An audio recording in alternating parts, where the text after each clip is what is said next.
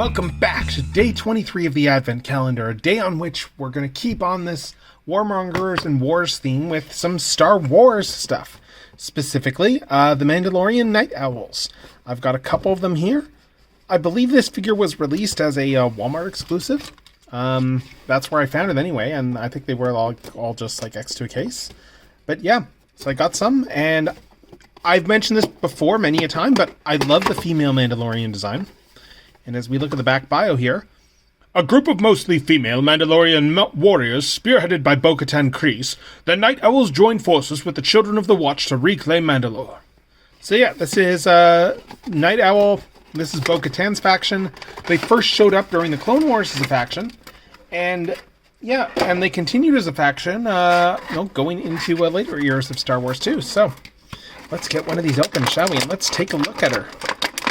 As I was going on about before I interrupted myself, I've always loved the female Mandalorian design. I think that the helmets look a lot better on the female Mandalorian armor than they do on the male ones.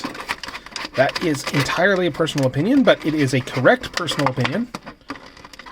Yeah. There we go. Just making sure I got the antenna out. So we got the figure, we've got the jetpack, and we've got a little pistol. Not a lot for accessories, really. Not even dual pistols, but they don't need them. They're the most badass Mandalorians, after all. So, female Mandalorian, as you can see here, she has a pretty solid helmet. I mean, yeah, let's just take a look at this with the flash on. You can see here, it's still not showing up the best here, and that's largely just because of the fact that it's just such a dark outfit. It's a very dark blue bodysuit, and then, also still a dark blue for the actual armor there. With a little bit of allowance there on the gray. Like, there's still a pattern painted on top of the Beskar here. And you can see that there's a little bit of wear here and there on the armor, like some dents, some divots, that sort of thing there. Yeah, so all around, yeah, I mean, it's a pretty solid body. Same body as Bo-Katan, I believe. I'd have to dig her out of storage to compare these. So yeah, jetpack just goes on the back like this here. And the pistol is going to either go in a hand, like so. We just slip the trigger finger around into the trigger area, like this here. She just has the one gun hand, or we can, put the gun in the holster right here. It should just fit in there very nicely.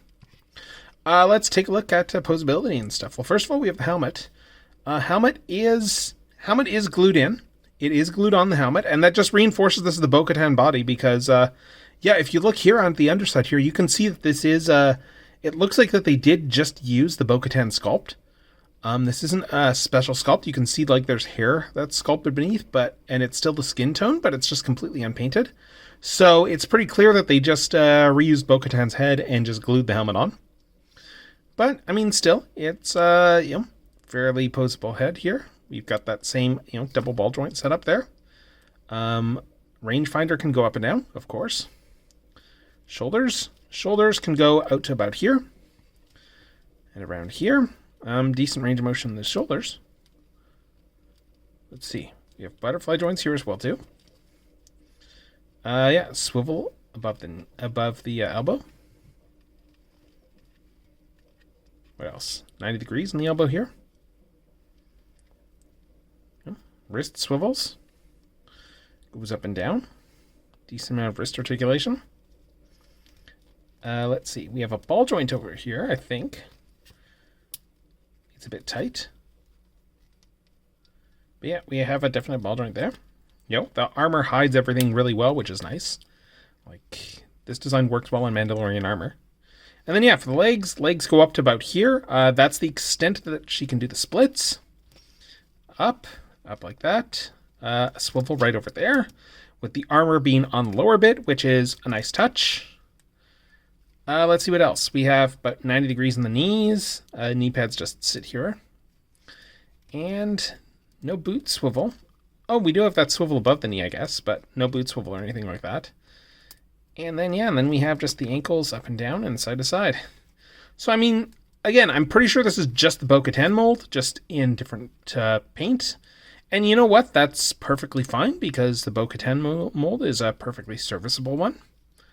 she is a pretty nice figure overall, I suppose. And it's a troop builder for more Mandalorians, because you can never have enough Mandalorians, especially with the female ones, because we actually don't have that many, we don't have that many generics for the female ones. It's mainly just all hero characters that we have. So that is pretty rad that we have some of these generics that have been showing up ever since the Clone Wars now. So yeah, to sum things up, the Night Owls have always been one of the cooler factions of Mandalorians in the Star Wars canon, as Bo-Katan's personal guard and personal faction. They looked really good in the Clone Wars. They still look really good in the Mandalorian. And being largely female, though not entirely, obviously, well, the female armor looks really, really good in this deco.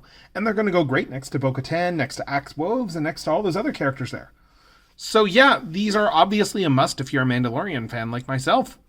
With that said, this is going to be Techno signing off until day 24.